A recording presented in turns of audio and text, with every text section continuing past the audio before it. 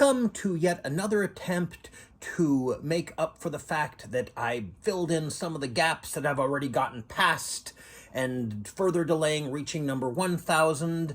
And once again, with my heating probably being way too audible, but I'm sorry, I don't want to freeze to death. I'm continuing here with actually the next thing sequentially in my collection, although I should point out, as I've mentioned before, if there's a box that has various volumes that have been released at different times, I've got it numbered based on whatever the lowest number is, in this case 479. This is André Gregory and Wallace Shawn 3 films. André Gregory you might not have heard of, although you might have once you see what the first film is in this box set, but he is a stage director, and of course, Wallace Shawn, you've heard of, even if you don't know his name. I mean, to not know who he is at all would be inconceivable! Yeah, I checked. He does actually say that numerous times in the book. He also says inconceivable in this movie. Actually, the movie has a Criterion release. Anyway, they've collaborated on 3 films. Now, the first one being, appropriately enough, My Dinner with André. Yeah, one thing I didn't know until I saw this film is that Wallace Shawn is also a playwright. They both collaborated on this screenplay. It's basically just Wally goes to have dinner with André and they have an interesting conversation. And it actually looks kind of like the documentary. It was shot by French director Louis Malle. It's not. It was scripted, and there's a lot of fictionalized stuff. It's basically fiction tinged with fact. André had done a lot of traveling and had some weird, interesting experiences, and he kept telling the stories. And then I think it was Wally who said, hey, you know, we should make a movie about this where you actually tell your stories. We should have a record of them. André dominates the conversation at first, and some of the stuff is pretty crazy. Actually, transcendental stuff. I think all the stories did actually happen to, well, yeah, there's one story, it's not technically his story, it was related to him, so I think it actually was related to him. It's about a guy who met a fawn, like Mr. Tumnus, not a baby deer, even I've met those. And finally, Wally is, come on, you know, not everybody has a chance to do this. Some of this stuff is BS, and also it's interesting, some of the stuff was kind of workshop actor stuff, and I'm not really, some of that stuff is good. Most of it is, can we just rehearse already? Anyway, let me check my notes here. Oh, it has a booklet, you know, saddle stitched, and you notice it's made to look like a screenplay here. Even, you know, with the typewriter style lettering. I think the typeface is Courier. Yeah, rather interesting. It's got some essays in it. There's no commentary. In fact, none of these have commentaries. I'll probably forget I mentioned that and mention it again. The essays include some stuff that both André and Wally wrote for the introduction to the published screenplay. The extras include a more recent review with the 2 people, and also it says here that it's a 1982 interview for a BBC program, but the credits of that show say 1984, so make of that what you will. It's called My Dinner with Louis, and Wallace Shawn interviews Louis Malle, whose French accent is actually rather mild. It reminds me somewhat of my mother's German accent. Then again, I mean, he moved to America and married an American, Candace Bergen, and my mother moved to America and married an American, not Candace Bergen. Also not Edgar Bergen or Charlie McCarthy or Bob. Okay, enough of that joke. Oh, yeah, it's kind of interesting. Wallace Shawn, well, when I saw this film, I thought, wow, he looked older at 36. Well, he says he's 36, and he was born in 1943, and the film was released in 1981, so he would have been about 36. And I noticed he looks older at 36 than I do at 51. It might just be his receding hairline. I mean, if you look at the top of my head, I definitely look older. Hope that didn't do a lens flare there. But, well, we'll get to that. The camera work is, it's fine. The camera doesn't shake. I was kind of afraid it might, and it does move a little bit. It's not particularly inventive, but it doesn't have to be. It is an interesting conversation, at least in my opinion. Obviously, your mileage may vary, but isn't that the way it is with every movie? Next up is number 599, Vanya on 42nd Street. It has an interesting backstory. André Gregory and several actor friends of his, including, of course, Wallace Shawn, did this thing, you know, over a period of years on whenever they had spare time. They would rehearse the Chekhov play, not Pavel, Anton, you know, the guy who invented this?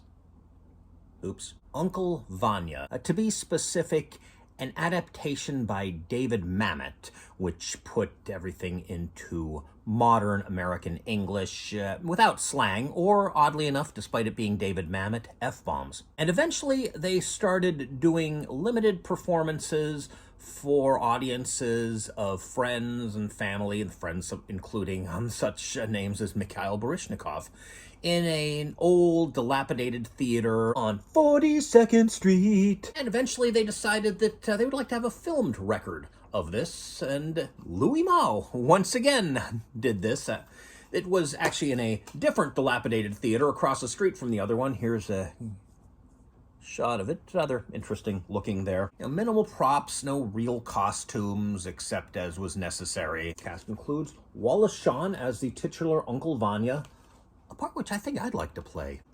Also, George Gaines in a serious role. You may know him as Commandant Lassard from the Police Academy movies, or maybe even as Henry Warnemont from Punky Brewster. But this, I think, is the first time I've ever seen him in an actual serious role.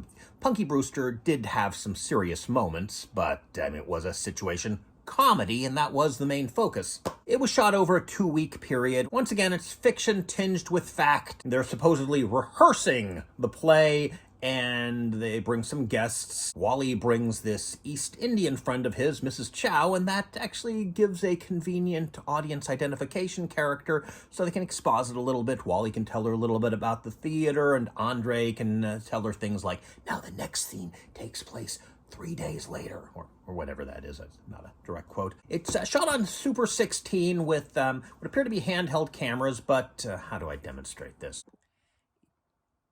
There's some slight movement. It's not annoying. Actually, there are, I think, 2 parts where the camera is a little overly shaky, but I almost wonder if that's deliberate just to give the illusion that it's a documentary. As I've sort of already teased, it once again has the saddle stitched. Is that what it's called? Saddle stitched? Shouldn't be saddle stapled? I don't know. Booklet, and got some essays, including one sort of behind the scenes thing from one of the actors.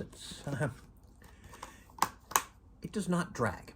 There are quite a few gaps between these films. I mean, My Dinner with André was in 1981. Vanya on 42nd Street was from 1994, so that's 13 years later, but that's nothing. A Master Builder was from 2014, so that's 20 years later, and this is where I realized I should have taken back what I said about Wally always looking old. No, it's just kind of, his face really doesn't change. His face is sort of ageless. I mean, you've seen his face. He's got a cute, I mean, his hair changes. I think it, although I don't know, I don't think maybe it recedes that, it's like it's receded to a certain extent and stopped. Or maybe it's hard to tell. It's turned white by now. But A Master Builder has a similar background to Vanya on 42nd Street.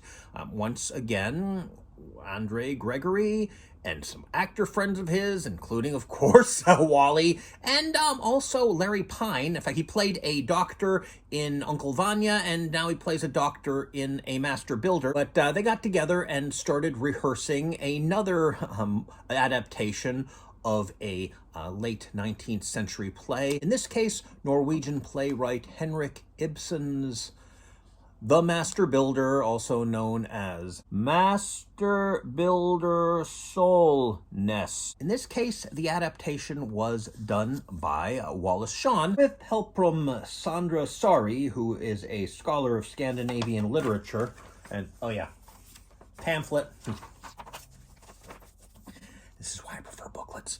And in this case, directed by Jonathan Demme, and it is an actual movie. It's not what appears to be a filmed stage play, though, of course, that wasn't quite what Vanya was, but it's what it looked like. One problem I had with it that perhaps I shouldn't have in retrospect is that I thought there was way too much shaky cam. It's too obvious, but now I'm thinking perhaps I really need to rewatch the film to be certain of this, but it appears that that was really only in the framing sequence, which is also differentiated from the main part of the film by being in standard widescreen, whereas the main part of the film is in CinemaScope aspect, and I didn't notice the aspect change, possibly because I was actually paying attention to the characters and plot and the dialogue, and partially because I was watching it on a widescreen TV in a darkened room.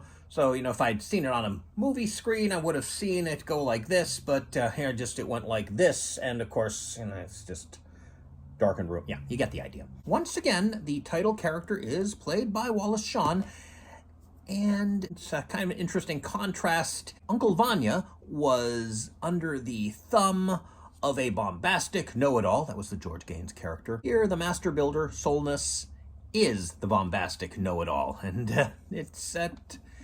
Yeah, I did not like this as much as the other two films, and I think part of that is because it has an unlikable protagonist. He does have some redeeming features, and I think unlike Serebryakov, he does have genuine talent. Serebryakov is more, I think maybe he once had talent, but I was kind of coasting on that one. At any rate, they have actual costumes, actual props, not really sets. It's shot on location, but the stuff is, set up there. It's not a minimalist rehearsal style.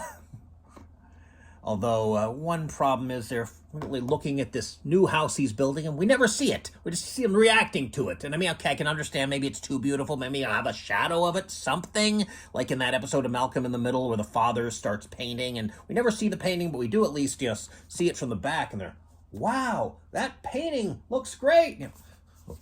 Spoilers. And here we don't see it, and also... It reminds me of the Bela Lugosi Dracula, where people are looking at a wolf running across their London lawn, and we don't see the wolf, we just see them looking out the window, talking about the wolf.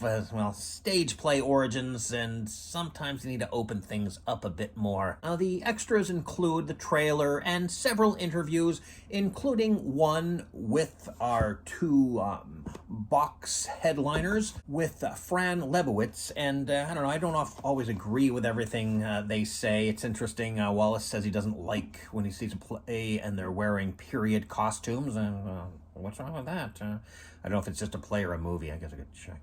Also, Fran Lebowitz says she doesn't like to go to the theater because she doesn't like when people project. What's wrong with being able to project? A lot of people can't do that. Maybe she can't. Maybe she's jealous. Yeah, I'm gonna convince myself that that's the reason. All three of these are very interesting. Obviously, as always, your mileage may vary, and not too much in the way of interesting camera angles or what a single explosion. Can you believe that? But very interesting. Well, actually, I guess there is technically an explosion in Uncle Vanya. There is the explosion of, maybe I shouldn't spoil it. Wow, that took longer than I thought here. I think I'll wait before I cover the thing I already showed you here. Yeah, I won't even show the other one because I don't think I can come up with a funny joke about that one.